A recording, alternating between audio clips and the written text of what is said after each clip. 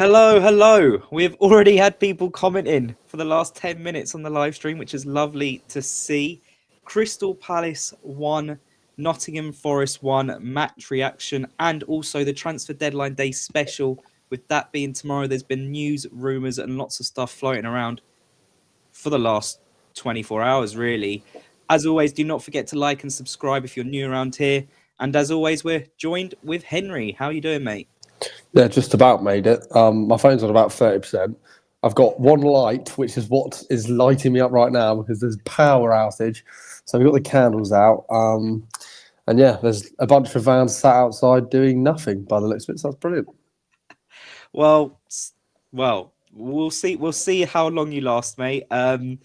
Clearly, you've been really kind and given some of your money. Your whole street has to Steve Parish to help the transfer kitty for tomorrow. Good dedication from you there. Of course, today we will talk first about the Forest game. 1-1.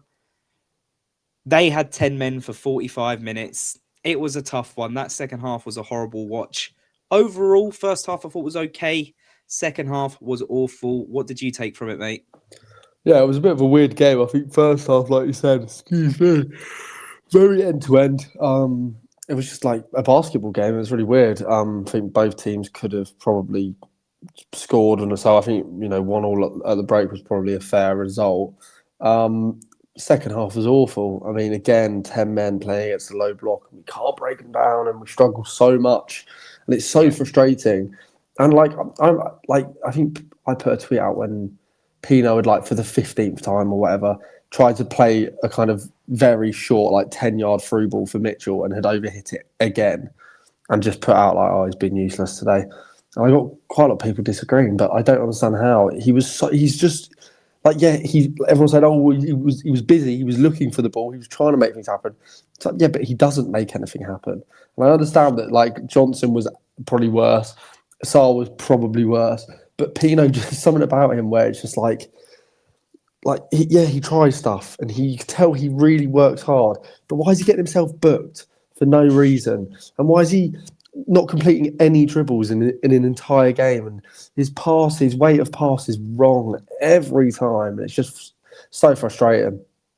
Yeah, it was a bad day at the office again. I think conceding first 6, 7 minutes from a set piece again in terms of a long throw in, and it wasn't just the first ball; it was the second ball again, and that's the big issue for us. We seemed to deal with the first ball okay, and then the second ball were a complete mess from the fact that Gibbs White he's taken the goal very nicely, but he's been able to chest the ball, let it drop a little bit, and then kind of half volley pile it through past Dino was crazy for the amount of bodies in that box. It's just we are so bad from the set pieces. But we could have capitulated. We could have capitulated. Forest can get their fans on top of you, especially if they score early.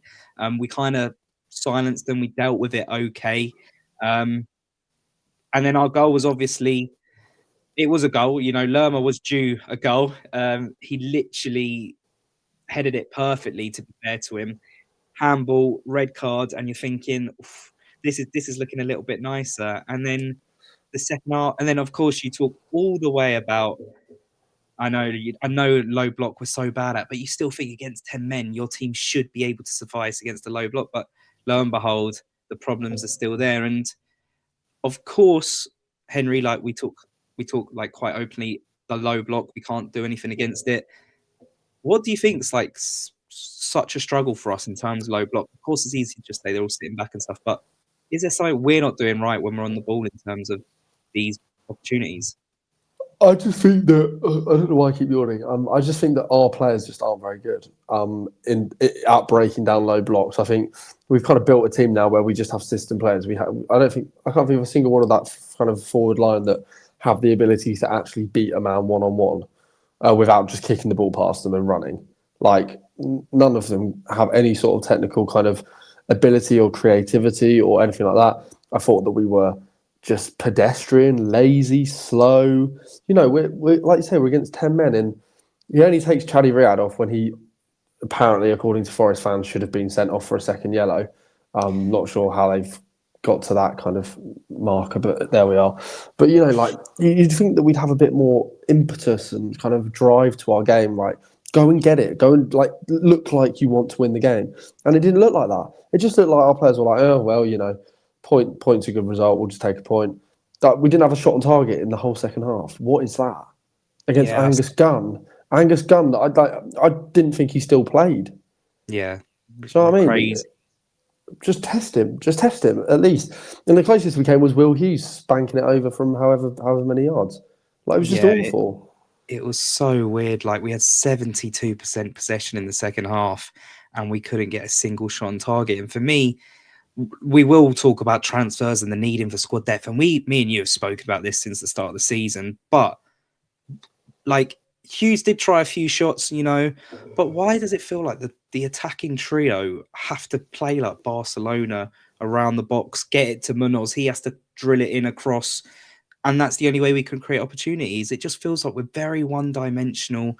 Yes, we didn't have Wharton. Yes, we don't have Kamada, but surely like your manager should be able, after 2 months of having the same issues, should one be able to deal with set pieces better, and should two be able to deal with a low block to some extent? And there is the huge argument that mid-table clubs, they'll always struggle against low blocks because they normally are the low block. So there is that whole argument of that. But I do think if Glasner wants to be an elite manager, he needs to prove he can get a tune out of the 11 we had. Because I don't know about you, Henry, but I thought the 11 was, in terms of what we could have available and in terms of the options we had, I thought the 11 could get a result, could possibly get a win. That is a strongish attacking line. 35 mil spent on Johnson.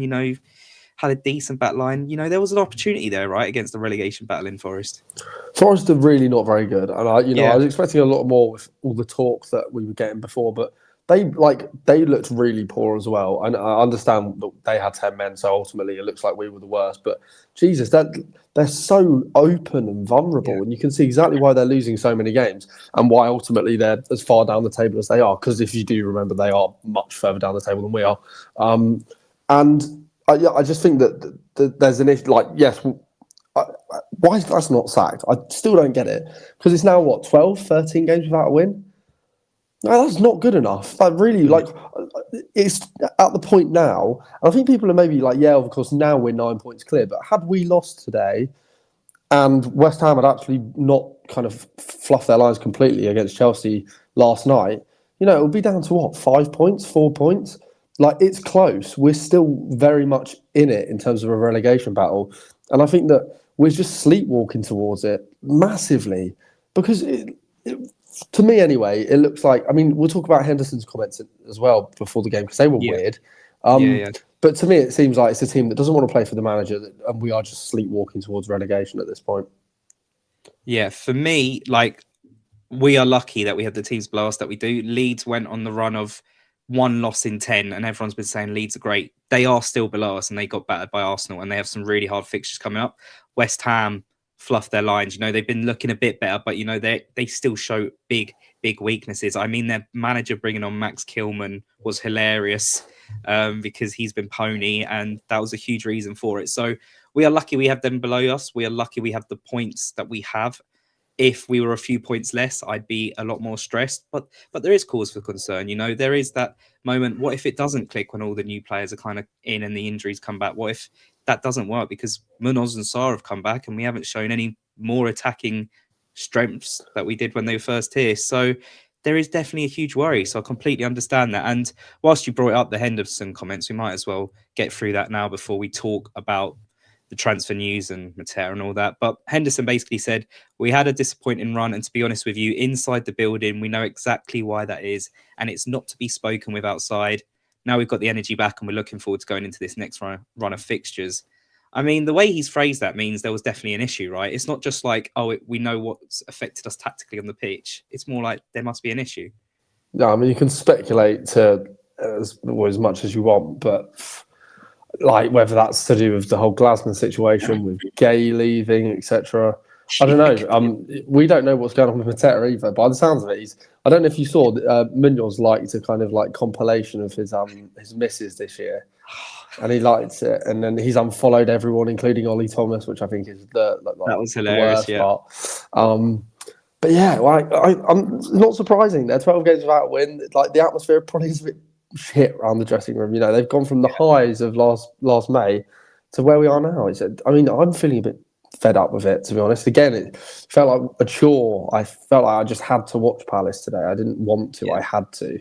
And now next weekend is like, because I know they're saying that it's kind of like El Sacco, El Shitico, whatever you want to call it. They're awful. We're also awful. So I'm kind of regretting my choices because I am sitting in the home end right next to the away fans. So I think that'll be either one of the best afternoons of my life, or it will be awful. I'll make sure to give you some wanker signs then, mate, for Do sure. it, mate. Do it, mate. You're gonna have to let everyone else know. You're gonna have to be like, he's Palace. Like, allow him. Yeah. That's crazy, no, though, I might isn't do it? the opposite. I might do the opposite. Look at that Brighton man there. I'm gonna have sunglasses on, hat on. It's not gonna notice me. Yeah. But yeah, I think honestly, in terms of Forest game, that's kind of all we need to talk about. Let's get to the big stuff, the transfer news, rumours. Mateta off to AC Milan if his knee injury suffices. Apparently, there's going to be a doctor to check him out tomorrow, see if it's all okay. That could apparently fail. Again, you don't know with some ways, transfer deadline day, some of the journos who massively feed off it, how much they're trying to create a bit of drama for deadline day because there's That not would going to be be much. that would be so funny though. Imagine he doesn't get a move at all because of his knees. I mean, Oh yeah, literally, dear. if it's his fault as well. I mean, how did you feel when you saw the stuff about his Insta post? And for people who don't know, he posted Oh, like his angry emoji Insta post because apparently the deal wasn't getting done or something. he's a How did you feel? big babby. He's a big babby. What was that about? You're a 29-year-old man. And you're Yeah, posting angry fucking emojis on your Instagram, and just that is and pathetic. And also, it just goes to show that Wilf was spot on. Can't believe I wasn't on Wilf's side for all of that shite. I was, mate. Honestly. Well, I have to say, I kind of just decided to back the current player, but thinking about it, fuck off, mate. I think he's just ruined his reputation with all of us. Yeah, I'll probably still wish him well, and if he does go Milan, that's probably the best of the options. yeah, But yeah, I'm fuming. Like, what's his problem? Also, the fact that, like I said, what did I say last week? The audacity to do the things he's doing and behave how he's doing and demand transfers and demand new contracts when he's been playing yeah. so poorly. It's just embarrassing. So I think, to be honest, he's just absolutely ruined his kind of reputation amongst Palace fans. So cheers, mate. Hope it was Yeah, worth it. Hope it was yeah, worth it, big man. He'd be playing. yeah. He'd be playing in League Deux if it wasn't for us. Yeah, honestly, The we've got him absolute a bum. trophy as well. Like, he hasn't respected the respect we've given him and the time we gave him to adjust to the Premier League and become a better player. And the manager who did that for him, no matter what everyone else thinks of Glasner did a lot for Mateta. And there's rumours Mateta was refusing to train towards the end of this week because of it. That is just so crazy to do to the manager who has done a lot for you for your career, got you into the France squad, and got you probably a move to AC Milan. Because before Glasner, Mateta would literally be playing in League Two, like you said. So He's so bad. He's so bad, and it's gonna be like, you think he's gonna get the kind of like grace and patience that we've given him at the bloody AC Milan? Are you joking? Oh my yeah, god, the San Siro will tear him apart. yeah, it's going to be really interesting. What do you think about 30 mil as a price tag? Are you happy with that? Yeah, it's all right. Get him gone. Profit, isn't it? Yeah, I think it's all right. It could be more. I think if you told him last summer, it'd probably be maybe 40, 50. But yeah, ultimately, it's probably fair. Although I think it is interesting to look at us selling him for 30 mil and then spending as much as we might be on Strand Larsen, the Yeah, difference in those prices. But then also you look at the age. I think Mateta peaked for 18 months. He was kind of at his very best, and it's been downhill from then. And we've just kind of been back to kind of what we're used to of him. So yeah, it's a good enough fee. yeah, for sure. And we'll go straight into Strand Larsen as I was going to do that next, and you've brought it up perfectly for me there. 43 mil plus 5 mil. Apparently, he's having his medical. That's all been agreed. So that is the deal and the prices. The 5 mils add-ons, they must be achievable. If Wolves are kind of saying yes, because why would they accept a bit lower? I don't know. There's all that ifs, buts, and maybes, whatever. But Strand Larsen last season showed that he was a very decent striker for that season, of course. This season, not so much. There's a lot to take into that. The team he's playing for, the style of football that they're playing, and the fact that they've decided to pick the more stronger direct forward, I guess you could argue. And Strand Larsen's having to be on the bench, and possibly that's because he has wanted to move this month as well. He did want to move to Newcastle. Took it all right, I guess. He's still been playing and stuff. He's not thrown his toys out the pram like certain Palace strikers. So, there is that to take. From last season, mate, obviously, do you think we can get Strand Larsen back to that sort of 14 Premier League goal striker? Yeah, from what a lot of Wolves fans have been saying is that he's kind of clearly checked out. Like, so he's not been playing his best, but also like Wolves were shit for like the first 20, 22 games. They've kind of only just started playing like a half okay team. So I wouldn't look into his numbers too much. I just think it's a good signing. I think he'll be decent for us. He's only 24. You've in theory got 6-7 years of him potentially, and he's shown signs of being a really good striker. I think it's just a good signing, really, isn't it? I can't really complain.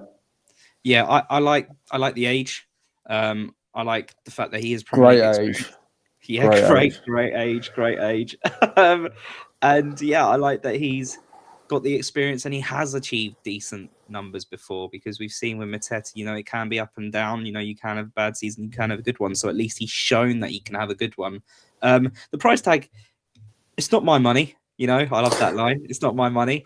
It does feel like a lot, like for what he's done this season and for Wolves being in a quite desperate situation. But we're also in a desperate situation. It is far better to do what we are doing.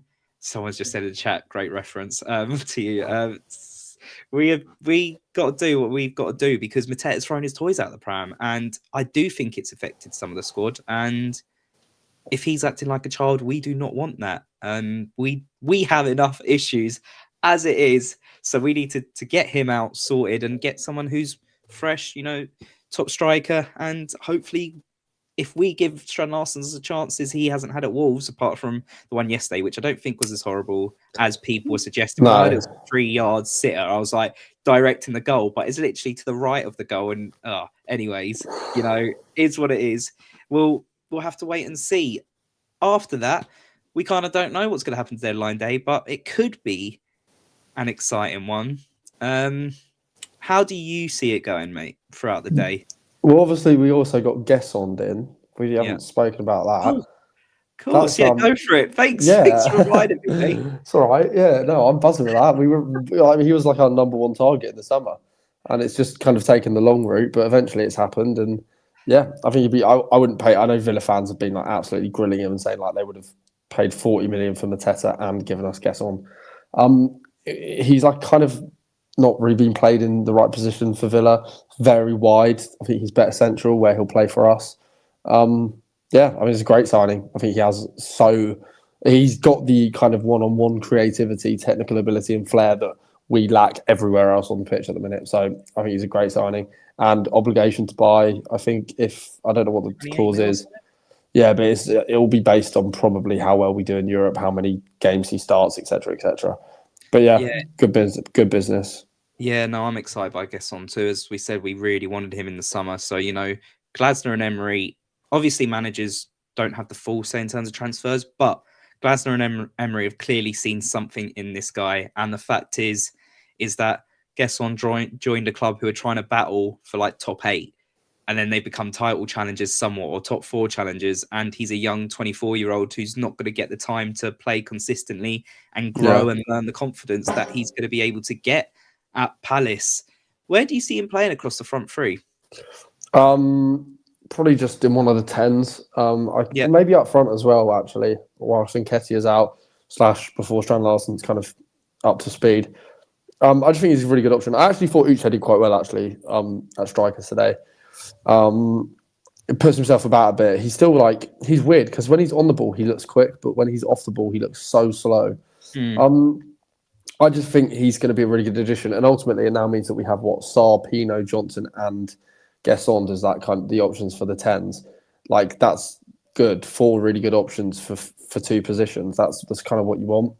I would quite like to see a little bit more from all of them, though. Obviously, Gesson can't say that for yet, but especially Pino and Brennan Johnson. Just, I don't want to be like too negative, because I think today is a good result and I would have taken it before the game. But I just do continue to walk away frustrated from how we're playing, especially in attack at the minute. So hopefully Gesson changes that. Also, I saw that he's agreed like terms on a 4-year contract with us if the move's made permanent. So that would kind of suggest that it's quite likely. Yeah, Don't know. yeah. No, I agree, and it is an exciting one. It is one we're good to see, and I think it's also a positive that we're going for Strand Larsen and Gesson. There was certain fears that we'll lose Mateta and only be able to bring one of them in. So it's positive to see both. Of course, there's other issues on the pitch as well. Centre back, we need Chadi Riyad looked okay today. Actually, I wouldn't complain too much. Like first game back, I'm not gonna go in overly in on him. I don't think it needs to be even like critical on him or too positive on him. It's just like positive he lasted that long and probably would have lasted the whole game if we were not against 10 men and the game was the way it was. Do you see us able to get any good centre backs tomorrow, mate? Loans are probably the only way to do that. Yeah. I don't even know who, to be honest. Ake, maybe, someone like that. I could just see it kind of being like a stopgap for 6 months to kind of fill a hole. Yeah, I don't really know what else that there would be happening tomorrow. Like, we don't really need a centre mid, I think, despite what a lot of people are saying.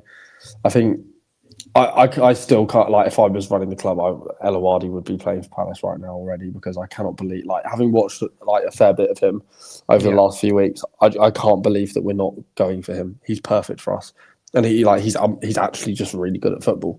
Watched his games in the Europa League recently.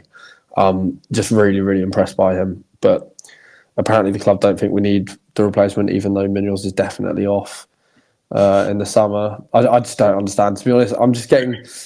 I'm finding it really hard to kind of stay upbeat and positive about Palace, just because I do keep sitting there and questioning whether like the people that run us actually want the best for us, because it sometimes feels they don't. And like, I understand now, it's like, okay, well, we're going to spend loads of money on Strand Larsen. We've spent money on Brennan Johnson, but I did a tweet about it or video, I think, and you compare the price for those two players, 80 odd million, to what we got for 70, 75 with Munoz, Mateta, Elise, Eze, Wharton, Gay.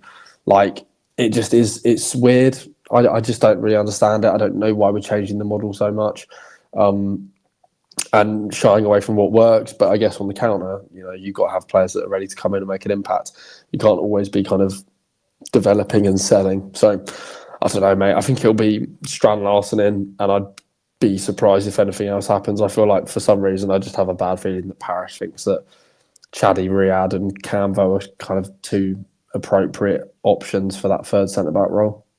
Yeah, I think today, first half, you could see why Mark Gay was such a huge loss, or is such a huge loss. The stuff he brings, the concentration, the defensive awareness to read what's going to happen before it happens. We massively missed that early doors when they were countering us a lot. And yeah, there is definitely the worry that we're going to wait to deadline day, see if any lone centre back comes in and maybe take a punt on him. And if not, we're just going to accept it. And I don't know. I just think if it was just like we were selling a Lerma, then I would get it. But it was our club captain and our best defender and England's best defender, and we might just use the kind of potential future replacements to replace him mid-season. I think that's a lot of pressure on Chadi Riyad and Camvo that's perhaps not needed as much when we also have a European campaign and we need to rotate. And we've seen how big December and January were in terms of what a light squad could do to you. So yeah, it's going to be really interesting. We got linked to some guy from the Bundesliga, no, not the Bundesliga, but Sky Sports Germany reporting Kodai Sano, who I've never heard of, who's a centre mid.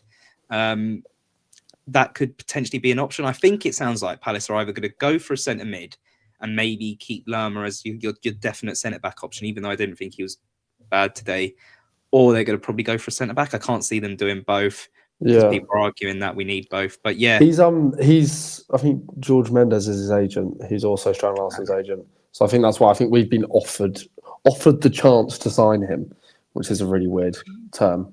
Yeah. It's really weird. And then earlier this week, in between our last video, and we got linked to Charlie Cresswell, centre back, but more in the summer.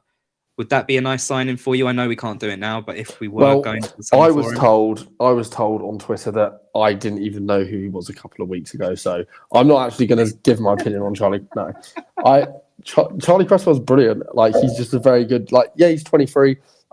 But he's been kind of a stalwart in that Toulouse defence for last 2 years. He's also he's kind of played well at every England youth level. I think he'd just be a good option. Maybe not like the most complete package already, but ultimately there's a lot of clubs looking at him, a lot of good clubs looking at him. And he's taken that kind of really nice, unique route that we're seeing a lot now, where young English players go abroad and kind of make a name for themselves and then look to come back. And I think he'd be brilliant. But yeah, he's apparently absolutely not for sale until the summer. Yeah, so hopefully we are back in for him if we don't sign another centre-back now. Obviously, time will tell what happens. And then I'll lead on to Glasner's comments post-match. He said... Well, Bobby tweeted out the press conference quotes, and he said, Glasner has conceded that integrating new signings in February will force Crystal Palace to take a step backwards, in quote marks. He's talking here about having to, lose key players like Gay, Mateta, and having to bring in new ones and how long they're going to take to adjust to the system. But I don't know, I kind of get it. Because players take time to adjust to new systems, whatever. But does it feel like lately that Glasner's really trying to save face with a lot of his pre or post-match comments? And I'm not even talking about Sunderland here. I'm just talking about the normal ones he's kind of saying. Do you think he's just... Are these comments necessary? Is he just kind of giving an excuse before contemplating what could even happen? What does he mean to step backwards? Like, genuinely, what does that mean? How can it get any worse than it's been? Yeah. We've not won for 12 games. Yeah. Like, I don't know why that's not being spoken about. That is so bad. It's one of the worst runs in the league this year. And for some reason, it's kind of just been glossed over like nothing. I just don't understand it. What's the logic? Where's the logic behind it? It doesn't make any sense, right? Yeah. I'm sorry, but his management has been awful. In this kind of spell, it's just been bad. Macclesfield away. Oh, you don't actually need a manager in games like this. I think you fucking do. And if you did have one, we might have won the game. And then again today, why does it take for Chadi Riyad to almost be sent off for him to actually think, oh, actually, maybe we should take him off and maybe switch things up and maybe try and actually attack this game more because they've got 10 men and they're just sitting at the edge of their box. But no. And, why is there no communication to the players to maybe actually try and score a goal? Like, when you get in the box or towards the box, have a shot. The keeper's just can't come on and he's not very good. Like, I just don't understand any of it. So if it's going to take a step back from here, then I think I'm going to have to take a step back from here and stop being involved in anything to do with Palace, because if it gets worse than it is at the minute, I'm done. I'm tapping out. Yeah. That sounds really spoiled, but I'm sorry. We said how many times in the summer, this is what you have to do to go on and progress and do well. And we didn't do it. And I guarantee that if we had a chance to go back and change our minds and change how we did it, Steve Parish would do it the exact same way that he did it. Because it's how he always does things. Changed the summer. He wouldn't have, even though lots of us were crying out for more in the summer, he wouldn't have changed that. He is very reactive, not proactive, as we always like to say on here. And that's really hurt us this season. But, the manager has been far too stubborn this season. Sunderland using no subs. The calling out has been constant. I mean... But how bad was that bench today? Yeah. Oh, yeah, today. And at Sunderland. This is the thing. It's like everything that's happening that could go wrong is going wrong. The manager's made mistakes. The owners have made mistakes. Our players have made a few mistakes. And it's just like... It's just such a weird situation. But yeah, to have 7 players on the bench, not 9 today, 2 goalies, 3 senior outfield players, and 2 academy players is just simply not good enough. We need to be doing better there. And we needed to add a bit of depth. We were in our first European campaign. And in February, that was our bench, 7 players. So that's obviously awful. But yeah, as you said as well, we can't be on a run of no wins in 12. That is crazy. Even if you took out the first half where it was crazy, ridiculous fixtures over December, let's just talk about January. January's was meant to be kind of like the save face month, and it's been the opposite. We lost in the cup to non-league.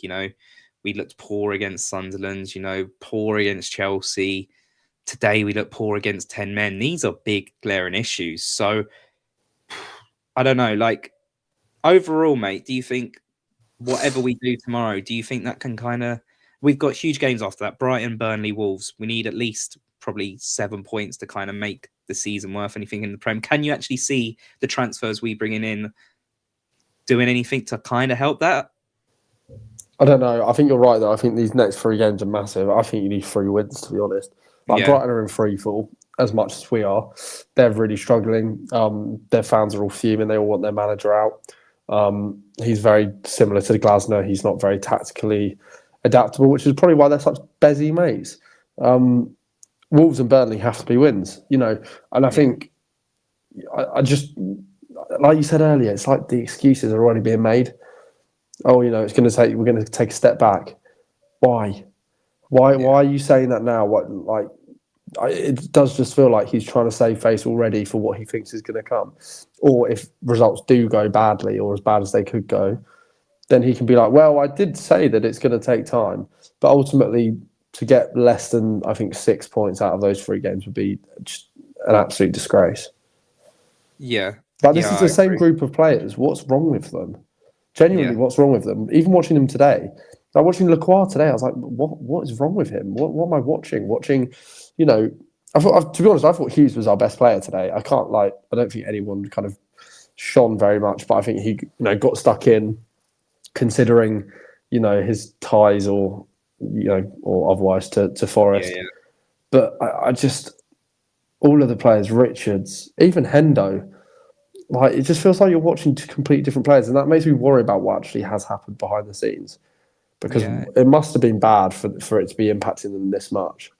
Yeah, it's really weird. I think, I actually was so worried about the 2-man midfield today of Hughes and Lerma, because I think every time they've played with a different central midfielder, they've actually really struggled. They've been chasing shadows and they've really struggled in a 2-man midfield. But today, I thought they complemented each other well and were 2 of the best players on the pitch for us. And it's just a drop off of some players is crazy, like you're saying. And do you think it's like something big's happened, or do you just think these players are kind of fed up with?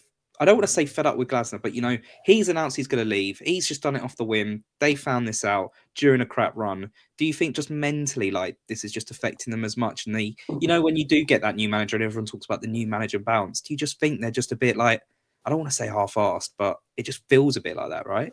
But completely, like, it doesn't look like we're kind of like intent to win. Like we were kind of winning set pieces, and there was no urgency to take them. Etc. Etc. Like it just and that's what I meant when I said pedestrian. Like it just looked like, we'll see what happens if we don't really care, do we? It doesn't really matter. And I think that does come down to what's happening behind the scenes, because if we were players and you're looking over to your bench with 10 minutes to go, you're not like, oh, I really want to win it for him, because he's fucking off in a few months. So you're looking over, you're like, well, he's not even asked enough to stick around, so why would I, kind of thing. Then it like, why would I give him the kind of energy and the battle through the kind of pain at the end and the cramp? And it's not worth it. What's the point? The manager's off. Nobody cares. The fans are already pissed off at us. It's not going to get any worse. Do you know what I mean? And it just feels like they're just in a rut. And I really don't know how we kind of get out of this. Yeah, and when Glasner first announced it and we were recording, I actually was like, we should keep him, and I've gone completely the other way now, because before I didn't expect to see him in these press conferences and just look done. I didn't expect him to answer questions before the game today and sigh every time he had to answer something because he was going to talk about something negative.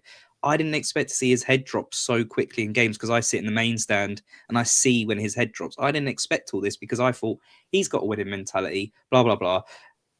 And that's rubbing off on me, and I'm not even a player. Like, I'm seeing him so negative or defeated, and I'm not even a player.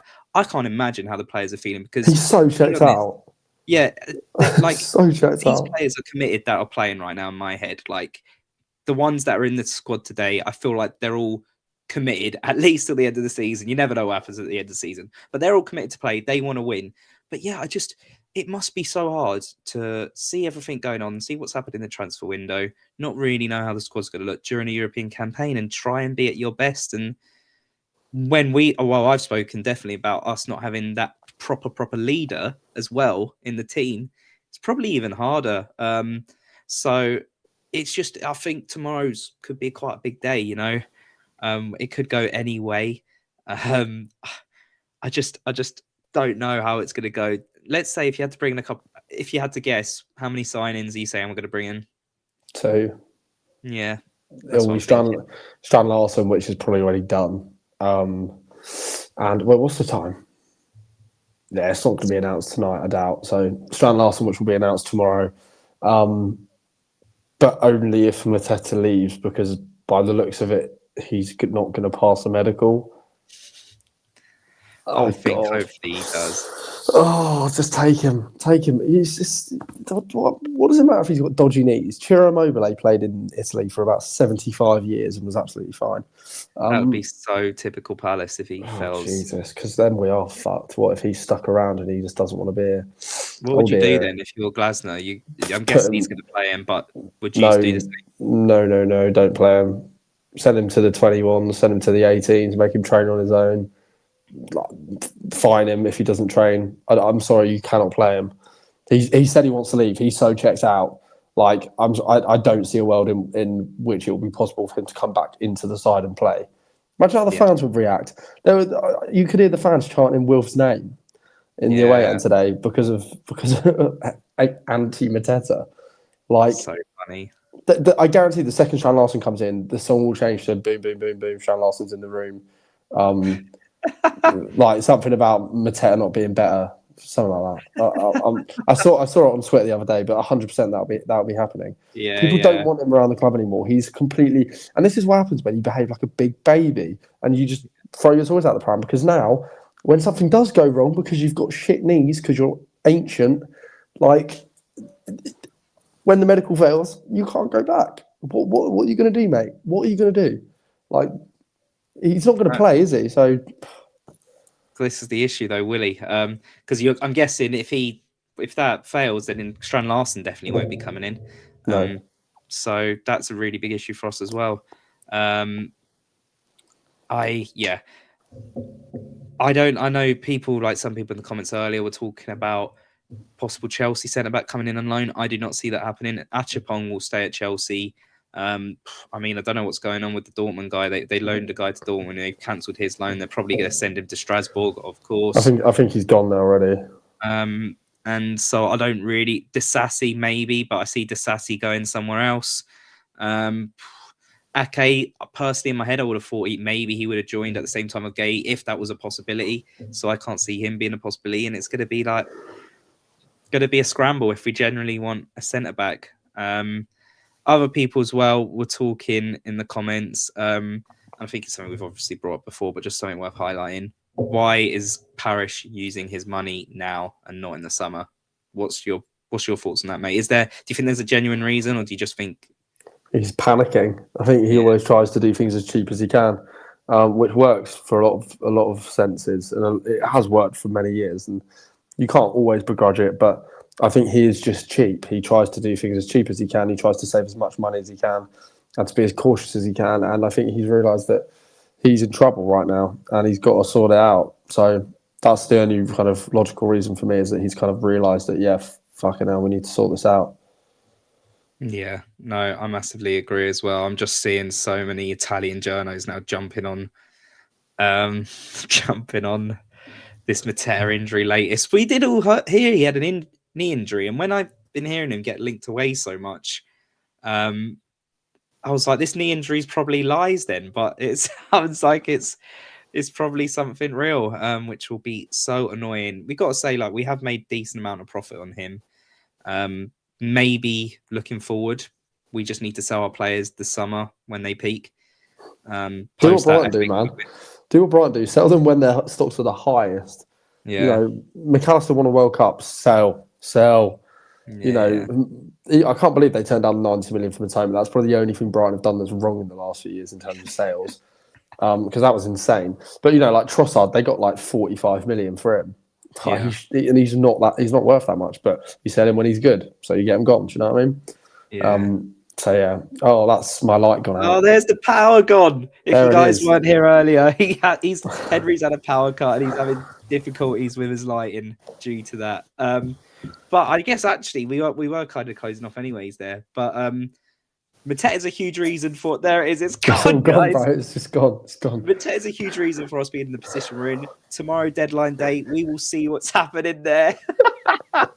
My missus is creasing in the background. It's the funniest thing she's ever This is seen. brilliant. Guys, actually, it looks kind of better like this. It That's looks a lot fucking rude, better. mate. Right, guys. Someone just said, Parish, cut your electricity. Yeah, he fucking did, mate. He's pinched. We've got it for 2 seconds. Then it'll go out again. That's what he Right, does I'll best. try close He's off before your cheapskate. mic goes. Quick, hurry Right, up. guys. We will catch you later. We'll be back soon. I was just trying to log it out. Sorry, mate. Right, that's been all from us today. Be sure to subscribe, like, all that jazz. I hope you get some power, Henry. Yeah, cheers, Let's see man. what tomorrow brings, and we'll see you later. Bye-bye.